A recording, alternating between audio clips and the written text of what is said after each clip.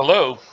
For some reason today, because of the remarks of a certain person on Twitter, I was reminded again of this book, which I got a few months ago, and I started reading it.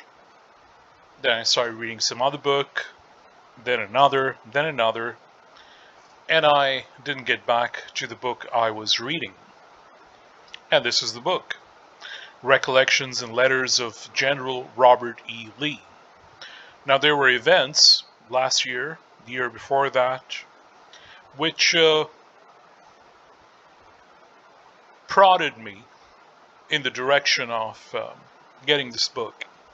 There could have been many other books I could have gotten, but it was specifically about this person. And so I decided to get this book. And from what I read, to the extent that I did, I was very happy to have gotten this book. And I will recommend this book to you. And why I'm recommending this book to you is going to become clear in just the next 2 minutes or so. So let me read to you one of the letters by General Robert E. Lee to his daughter. And you'll see something about the man that would persuade you to want to know more about General Robert E. Lee. So I'm reading from here. West Point, February 25, 1853. My precious Annie, I take advantage of your gracious permission to write to you, and there is no telling how far my feelings might carry men, were I not limited by the conveyance furnished by the Mims, his pet name for my mother, letter, which lies before me, and which must, the Mims say so, go in the morning's mail.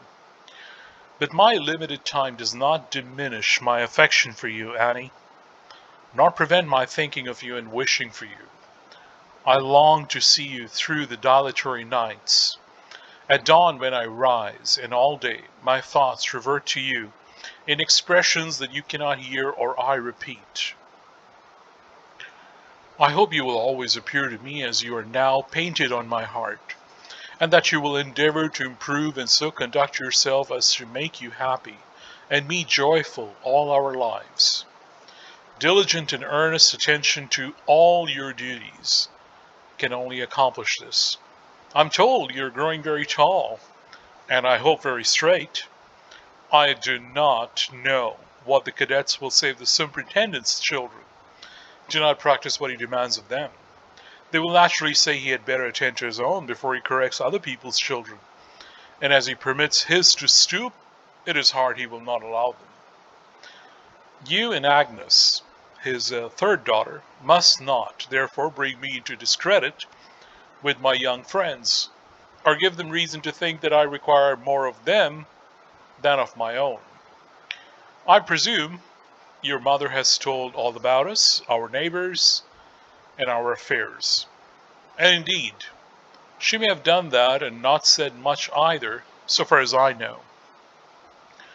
But we are all well and have much to be grateful for.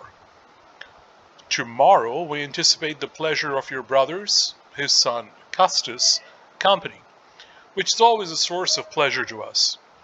It is the only time we see him except when the corps comes under my view at some of their exercises, when my eye is sure to distinguish him among his comrades and follow him over the plain. Give much love to your dear grandmother, grandfather, Agnes, Miss Sue, Lucretia, and all friends, including the servants. Write sometimes, and think always of your affectionate father, R. E. Lee. This is where I will stop reading, and this book is full of examples like this. And what I do regret is not having come back to this book when I was so keen on continuing reading it. I have read further in this book, but I shouldn't have given it a break this long. I didn't forget what I had read, but again, I'm eager to read from this book, and I'm looking forward to it. Maybe I won't make a video again of any other excerpt, but I believe this excerpt that I've read, this one letter, should be encouragement enough for you to read more of this book, Recollections and Letters of General Robert E. Lee. Let me take you toward the beginning of this book. So I haven't read far. This is just the beginning of this book. This is the table of contents, and I'm sure you will find much reason to read this book like I have found. This is the book.